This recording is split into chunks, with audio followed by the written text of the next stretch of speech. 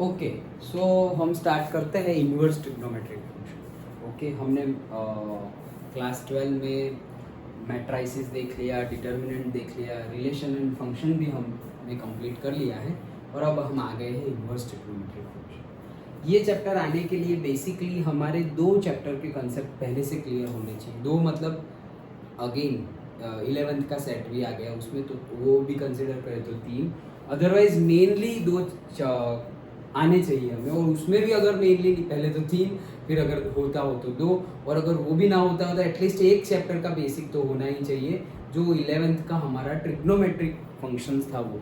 Okay, तो अगर एक ही चैप्टर बहुत ज़्यादा बेसिक हो उसके लिए कोई, तो वो है ट्रिग्नोमेट्रिक फंक्शन, और कोई उसके साथ और भी कुछ, तो trigonometric function plus relation and function 11th का और 12th का, उसका भी बेसिक होना चाहिए। और भी डिटेल में कुछ जाना चाहे तो वो सेट है, वो भी इंक्लूड कर सकते हैं हम। ओके, ये सब चीज़ें मैं जो बता रहा हूँ वो सब किसके लिए, पूरा का पूरा डिटेल्ड ट्रिग्नोमेट्रिक फंक्शंस कैसे डिस्कस होता है, क्या होता है अंदर, वो सब डिटेल्ड समझने के लिए। ओके, अदरवाइज न्यूमेरिकल सॉल्व करने के लिए तो तुम्हें फॉर्मूला पता होगा, रेंज तुम देख लोगे, उससे तुम्हारा हो जाएगा। न्यूमेरिकल तो तुम इजीली कैलकुलेट कर सकते हो, इजीली न्यूमेरिकल गिन सकते हो। ओके, सो देखते हैं हम दोनों करेंगे। ओके, जहाँ पे फंक्शंस की थोड़ी बहुत भी ज़रूरत है तो भले ही न्यूमेरिकल ना हो उसके बेस पर, लेकिन कंसेप्ट रिक्वायर्ड है तो हम कंसेप्ट भी समझेंगे और न्यूमेरिकल तो करना ही है। ओके, तो हम दोनों कर लेंगे। चलो, तो इनवर्स ट्रिग्नोमेट्रिक फंक्शन, अब तक हम क्या कर रहे थे, ट्रिग्नोमेट्रिक फंक्शंस फाइंड कर रहे थे। जैसे कि अब तक हम फाइंड कर रहे थे, एक मेरा फंक्शन है y = sin x, ये मेरा फंक्शन है। Okay, y = f of x नहीं लिखते थे, y = f of x, जैसे वैसे ही गिवन है क्या, y = sin x। लेकिन अब अगर y = sin x है तो x = क्या हो जाएगा, sin इनवर्स y, ऐसा हो जाएगा। x = क्या हो जाएगा, sin इनवर्स y। अब ये हमने साइन फंक्शन का इनवर्स निकाला, तो हम रिलेशन एंड फंक्शन में लास्ट चैप्टर में भी पढ़ चुके हैं कि कोई भी फंक्शन का इनवर्स, लास्ट टॉपिक जो था वो, कोई भी फंक्शन का इनवर्स कब निकलता है, जब वो दो रिक्वायरमेंट सेटिस्फाई करे, या एक ही वर्ड में बोल दे तो जब वो फंक्शन बाइजेक्टिव हो तभी उसका इनवर्स निकल सकता है। लास्ट चैप्टर में हमने देखा, लास्ट एक्सरसाइज ही थी। Okay, composite function and inverse function. So अगर वो बाइजेक्टिव हो, और बाइजेक्टिव मतलब क्या, वो 1-1 फंक्शन हो और ऑन-टू फंक्शन हो, तभी उसका इनवर्स निकल सकता है। बाइजेक्टिव का मीनिंग यही होता है कि वो 1-1 हो या ऑन-टू, 1-1 एंड ऑन-टू दोनों हो, तो वो क्या है, बाइजेक्टिव फंक्शन। अगर बाइजेक्टिव फंक्शन होगा तभी इनवर्स निकलेगा, और तभी हम गॉफ ऑफ x और फॉग ऑफ y फाइंड कर सकते हैं। डन। फिर हमने कैसे फाइंड करते हैं वो भी देखा था लास्ट चैप्टर में, वो पर्टिकुलरली रिलेशन एंड फंक्शन के लिए देखा था। लेकिन यहाँ पर जो हम फंक्शन यूज करने वाले हैं वो पर्टिकुलरली कोई एल्जेब्रा फंक्शन हम यूज नहीं करने वाले, हम लॉगरिथमिक फंक्शन यूज नहीं करने वाले, हम एक्सपोनेंशियल फंक्शन यूज नहीं करने वाले, हम ट्रिग्नोमेट्रिक फंक्शन यूज करने वाले हैं, और उसमें भी इनवर्स फाइंड करने वाले हैं। ओके, तो फंक्शन, इसलिए मैंने बोला कि कंसेप्ट के लिए, कंसेप्ट डीपली समझना हो तो रिलेशन एंड फंक्शन। अभी मैं ये जो बोला, अभी ऐसा समझो कि अगर हमने रिलेशन एंड फंक्शन पढ़ा ही नहीं, या किसी बच्चे को रिलेशन एंड फंक्शन समझ में आ ही नहीं रहा, उसने पढ़ा ही नहीं है, और मैं बोलूँ कि वो बाइजेक्टिव होगा तब उसका इनवर्स निकलेगा, वो 1-1 एंड ऑन-टू होगा तब उसका इनवर्स निकलेगा, लेकिन वो स्टूडेंट को बाइजेक्टिव क्या है नहीं पता, 1-1 एंड ऑन-टू क्या है नहीं पता फंक्शन, तो फिर समझ में नहीं आएगा। अगेन मैं बोल रहा हूँ, किसके लिए क्या नहीं समझ में आएगा, कंसेप्ट समझ में नहीं आएगा। न्यूमेरिकल तो सॉल्व कर ही देंगे, न्यूमेरिकल में तो फॉर्मूला याद हो तो हो गया, काम खत्म। न्यूमेरिकल तो इजीली सॉल्व होंगे, लेकिन मैं वो जो डीप डाउन कंसेप्ट समझने की बात है उसकी बात कर रहा हूँ। कई स्टूडेंट ऐसे होते हैं कि particularly exam point of view तो हमें न्यूमेरिकल कैसे सॉल्व करना है सर वो बता दीजिए, तो हमारा काम हो गया। ओके, हमें कुछ मैथ्स में PhD नहीं करनी, हमें मैथ्स में सपोज बैचलर ऑफ मैथ्स नहीं करना है आगे जाके एंड ऑल, व्हाटएवर कंसेप्ट्स हो, लेकिन कहने का मीनिंग है मुझे तो इक्वालिटी रख के ही लेक्चर डिलीवर करना है। मतलब क्या कि तुम्हें अगर कंसेप्ट समझना हो तो कंसेप्ट भी समझ में आ जाए, और तुम्हें अगर न्यूमेरिकल सॉल्व करना है तो न्यूमेरिकल तो हम पूरी NCERT के न्यूमेरिकल तो हम करने ही वाले हैं। डन। ओके, तो कहने का मीनिंग है कि जो हमने लास्ट चैप्टर में पढ़ा वैसे, कि कोई फंक्शन बाइजेक्टिव हो तभी उसका इन्वर्स निकल सकता है, और बाइजेक्टिव का मीनिंग है 1 1 हो और ऑन टू हो तभी उसका इन्वर्स निकल सकता है। इसकी बात करें, हमने रिलेशन एंड फंक्शन जो 11th में पढ़ा था तब ट्रिग्नोमेट्रिक फंक्शन था, तो हमने डिफाइन किया था, याद हो तो, कि सपोज साइन फंक्शन है तो साइन फंक्शन को हम ऐसे डिफाइन करते थे कि सपोज ये साइन 0 0 होता है और साइन पाई भी क्या होता है, 0 होता है। ये क्या है, पाई बाई 2, ये क्या है 3 पाई बाई 2, और फिर ये क्या हो जाएगा 2 पाई। डन।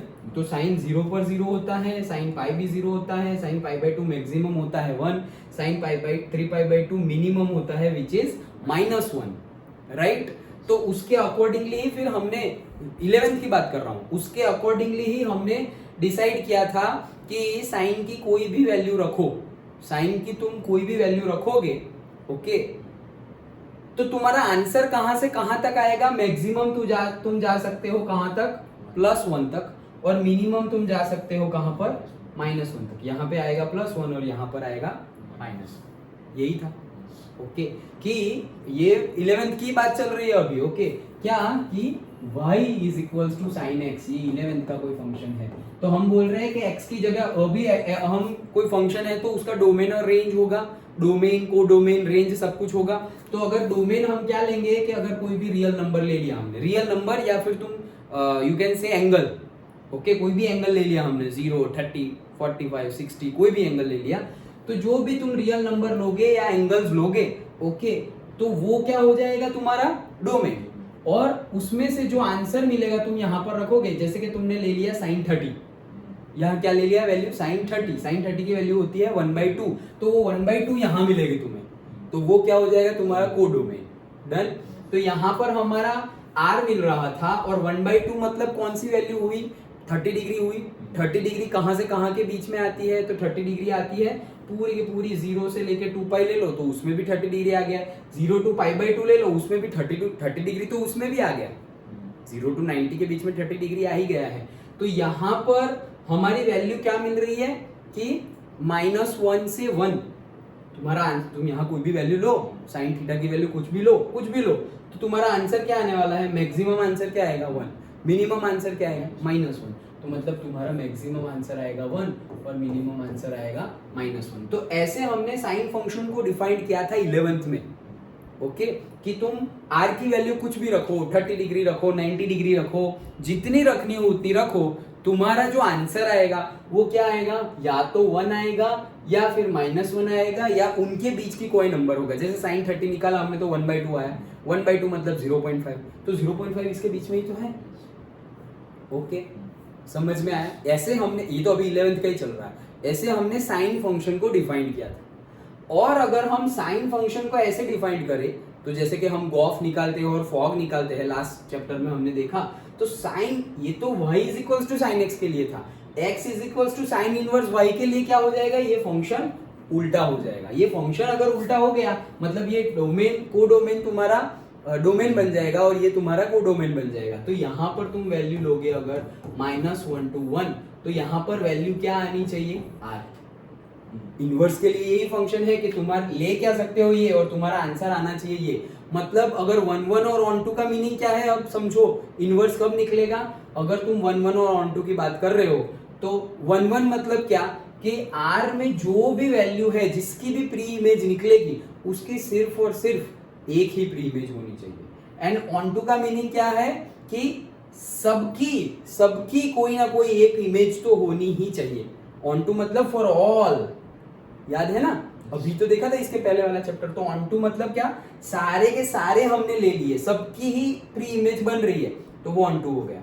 और 1 1 मतलब क्या था, जिसकी भी भले ही 10 एलिमेंट्स है, 10 में से 5 की प्री इमेज है, लेकिन 5 की प्री इमेज 1 एंड ओनली 1 ही होनी चाहिए, किसी की भी 2 प्री इमेज नहीं होनी चाहिए, तो उसको हम क्या बोलते थे, 1 1 फंक्शन। अभी साइन के लिए, अगर तुम साइन इनवर्स के लिए अगर तुम ये चेक करो, ओके, तो साइन इनवर्स के लिए ऑन टू तो है, मतलब यहाँ पर तुम जो भी आओगे तुम्हारा आंसर कोई भी रियल नंबर ले लोगे यहाँ पर, ओके, तो वो तो होगा, लेकिन उसके लिए तुम चेक करो तो सबके लिए एक ही प्री इमेज मिलेगी ऐसा है नहीं। जैसे हमें पता ही है कि साइन 0 भी 0 होता है और साइन पाई भी 0 होता है। दो वैल्यू हो गई, दो प्री इमेज हो गई। ओके, तो ये पॉसिबल ही नहीं है। मतलब ये हमारा अगर इनवर्स वाला फंक्शन निकाले तो वो ऑन टू तो है लेकिन 1 1 नहीं है। क्या है? मैनी वन फंक्शन है। ये सब कुछ कंसेप्ट चल रहा है। ओके, ये क्या है? फंक्शन हमारा साइन इनवर्स वाला ऑन टू तो है लेकिन मैनी वन है, 1 1 फंक्शन नहीं है। मतलब वो बाइजेक्टिव फंक्शन नहीं है, और बाइजेक्टिव फंक्शन नहीं है तो साइन इनवर्स ऑफ फंक्शन नहीं निकल सकता।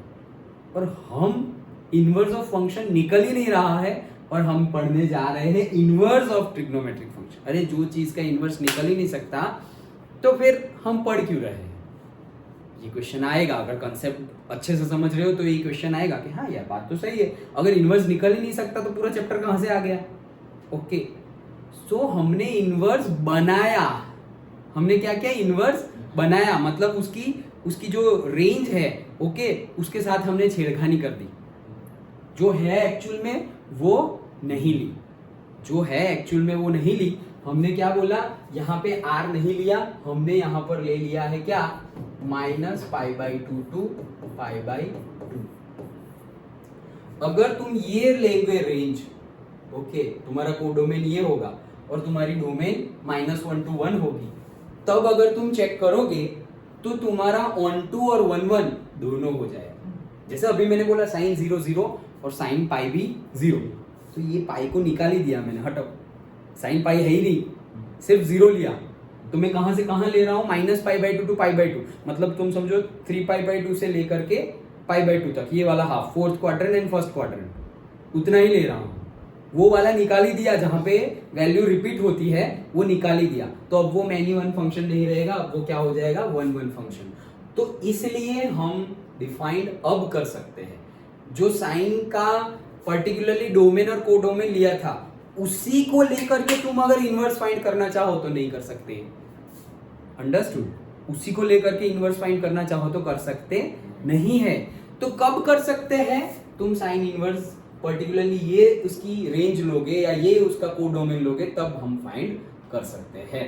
तो मतलब कहने का मीनिंग क्या है? -π/2 to π/2 मतलब क्या? कि इसके पीछे भी होगा ना, इसके पीछे भी ऐसे होगा, राइट? तो मैं क्या करने वाला हूं कि यहां से रियल नंबर निकाल दिए, मैं सिर्फ -π/2 to π/2, तो मैं बोल रहा हूं ये 3π/2 मतलब -π/2, तो मैं क्या बोल रहा हूं कि ये मैं पूरा ग्राफ लेने ही नहीं वाला, मैं सिर्फ और सिर्फ ये भी नहीं लूंगा, -π/2 to π/2, -π/2 to π/2, इतना ग्राफ लिया, इतना ग्राफ लिया। ओके, समझ में आ रहा है ना? मैंने क्या लिया? यहां से लेकर के यहां तक का ग्राफ लिया। अब ये जो ग्राफ है ये वाला, उसके लिए इनवर्स फंक्शन, मतलब उसके लिए साइन फंक्शन दोनों है। क्या है? 1 1 भी है और ऑन टू भी है। इसके लिए अब हम इनवर्स फाइंड कर सकते हैं। समझ में आया? इतने फंक्शन के लिए, इतने रेंज और डोमेन के लिए हम इनवर्स फाइंड कर सकते हैं। इसलिए हम डिफाइन कर रहे हैं इनवर्स ट्रिग्नोमेट्रिक फंक्शन। अगर जो हमने 11th में फंक्शन पढ़ा और उसमें जो ट्रिग्नोमेट्रिक फंक्शन ऐड किया था, तो वो रेंज, वो डोमेन और कोडोमेन रेंज लेंगे तो हो सकता नहीं है। तो हमने थोड़ा बहुत अपने मतलब के लिए, क्योंकि हमें इनवर्स निकालना है, तो हमने यहाँ पर क्या कर दिया? ये रियल नंबर 2 1 to -1 था, तो हमने क्या कर दिया? रियल नंबर यहाँ पे मतलब सिर्फ कौन सा लो? -π/2 to π/2 ही लो। अगर यहाँ पे -π/2 to π/2 लेंगे तो साइन जो है उसका इनवर्स निकल सकता है। इनवर्स निकल सकता है तो यहाँ पे -π/2 to π/2 आ जाएगा, यहाँ पे -1 to 1 आ जाएगा, उल्टा हो जाएगा ना इनवर्स के लिए। समझ में आ रहा है? पक्का? ये सब कंसेप्ट है। न्यूमेरिकल तो तुम ऐसे सॉल्व करोगे, अभी मैं बताऊंगा, तो ये कंसेप्ट नहीं समझोगे तो भी होगा न्यूमेरिकल सॉल्व। लेकिन मैंने बोला हम दोनों करेंगे, कंसेप्ट भी समझेंगे और न्यूमेरिकल भी सॉल्व। अंडरस्टूड? तो ये हमने बोला कि -π/2 to π/2 में हमने डिफाइन किया। लेकिन अगर तुम देखो तो ये चीज आगे के लिए भी वैलिड है।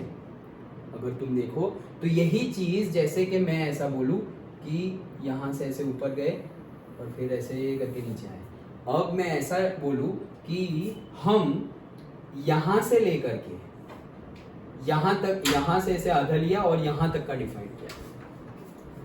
हाँ गुड आफ्टरनून, चलो चलो जल्दी। तो अगर हम यहाँ से लेकर के यहाँ तक का फंक्शन डिफाइन करें, अभी कितना फंक्शन डिफाइन किया था, दिस मच, ओके।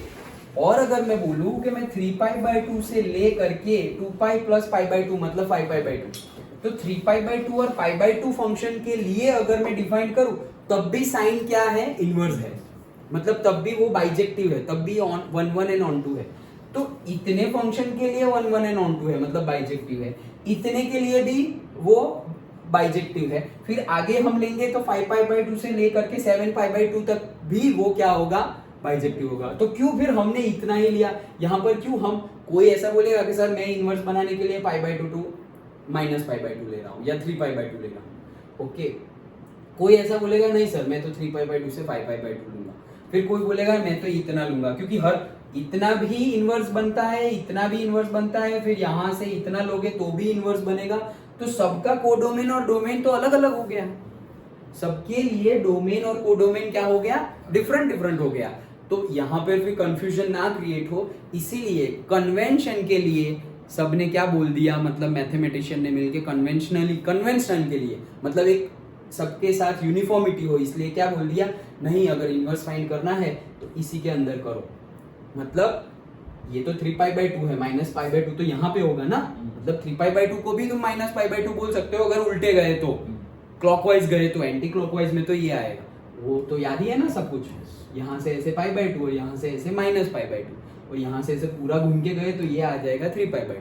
तो यहाँ से यहाँ के लिए फंक्शन डिफाइन किया, तो यहाँ से यहाँ के लिए करो -π/2 to π/2 और π/2 to 3π/2, ये सबके लिए साइन क्या है, इनवर्स बनता है, पूरे के लिए इनवर्स बनता नहीं है। लेकिन फिर भी हम ये हमें पढ़ना है, हमें इनवर्स निकालना है, इसलिए हम उसकी डोमेन और कोडोमेन के साथ थोड़ी छेड़खानी कर रहे हैं।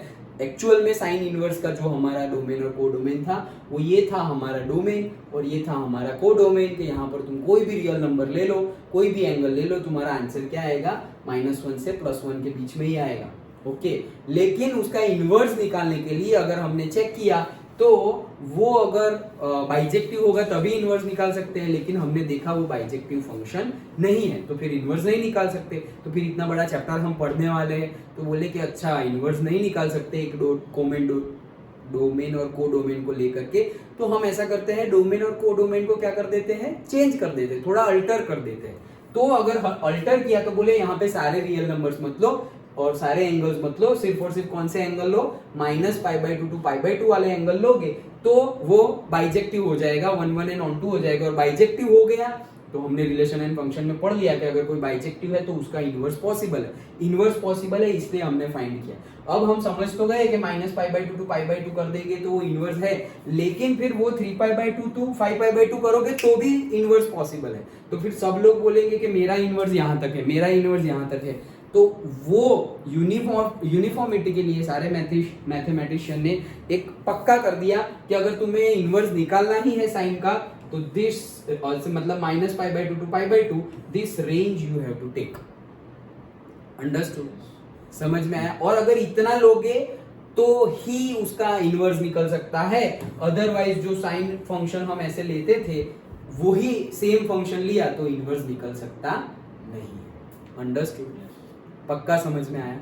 तो मतलब कि अब हम सारे ही ट्रिग्नोमेट्रिक फंक्शन का इनवर्स निकालने वाले हैं। तो मतलब उसके जो 11th में हमने ट्रिग्नोमेट्रिक फंक्शन पढ़ा और 12th में और 11th में हमने रिलेशन एंड फंक्शन पढ़ा, उसके बेस पर हम उसके डोमेन और कोडोमेन को ऐसे सेट करेंगे जिससे कि वो इनवर्स बन पाए।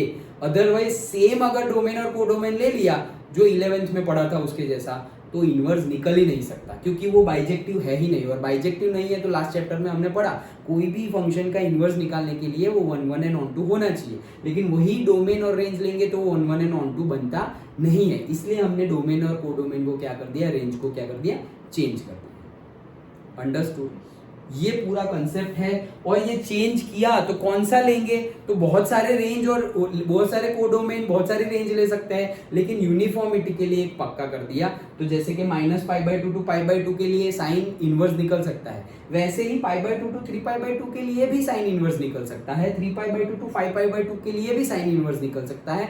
तो हर कोई अलग अलग रेंज लेने लगेगा, फिर सारे स्टूडेंट अलग अलग रेंज लेंगे, तो यूनिफॉर्मिटी नहीं रहेगी। तो यूनिफॉर्मिटी के लिए सबने बोल दिया भाई -π/2 to π/2 साइन इनवर्स निकालना हो तो यही रेंज लेनी है, यही तुम्हारा होना चाहिए, अदरवाइज नहीं चलेगा। समझ में आया? पक्का? ओके। तो ये था पूरा कंसेप्ट। न्यूमेरिकल सॉल्व करने के लिए तो अभी हम देखेंगे, न्यूमेरिकल तो ऐसे ही सॉल्व हो जाएंगे, लेकिन डीप डाउन कंसेप्ट समझना हो तो ये था कंसेप्ट। जैसे मैंने पहले बताया कि अगर कंसेप्ट के लिए हमारा 11th का और 12th का रिलेशन एंड फंक्शन भी पक्का होना चाहिए, और ट्रिग्नोमेट्रिक फंक्शन जो 11th का था वो भी पक्का होना चाहिए, तब जाके ये कंसेप्ट ये नहीं हो रहा था, इन्वर्स फाइंड ही नहीं कर सकते थे, तो ये पूरा चैप्टर कैसे दे दिया? क्योंकि हमने रेंज और कोडोमेन डोमेन सब कुछ क्या कर दिया? अल्टर्ड कर दिया, चेंज कर दिया, इसलिए फाइंड कर सकते हैं, अदरवाइज फाइंड कर सकते नहीं है। क्योंकि कोई भी फंक्शन का इन्वर्स फाइंड करने के लिए वो बाइजेक्टिव होना चाहिए, और ये वही अगर रेंज कोडोमेन डोमेन ले तो वो बाइजेक्टिव बनता ही नहीं है। ओके, तो इसलिए हमने सबकी चेंज कर दी है, कोडोमेन, रेंज एंड डोमेन। तो क्या ले ली है? ओके, क्या ली है हमने? तो यहाँ पर एक पर्टिकुलर टेबल बनाया है। ओके, वो टेबल हमने मैथमेटिशियन ने मतलब एक फिक्स कर दी है, ये वाली टेबल। ओके, सो इतना ही तुम अगर याद रख लिए, ओके, वैसे 11th का और 12th का याद होगा। जैसे 11th में हमने देखा था, क्या 11th में देखा था कि हमारा फंक्शन कहाँ से, साइन का फंक्शन कहाँ से कहाँ तक था, यहाँ पर रियल नंबर लेते थे। साइन कैसे लेते थे हम? साइन फंक्शन y के लिए सपोज साइन x, तो उसके लिए डोमेन और कोडोमेन क्या लेते थे कि भाई यहाँ पर तो तुम्हें जो लेना है लो, रियल नंबर, लेकिन आंसर तुम्हारा कहाँ से कहाँ तक आएगा? -1 to 1 में ही आंसर आएगा। कोई भी एंगल ले लो तुम्हारा, साइन का आंसर कहाँ से कहाँ तक आएगा?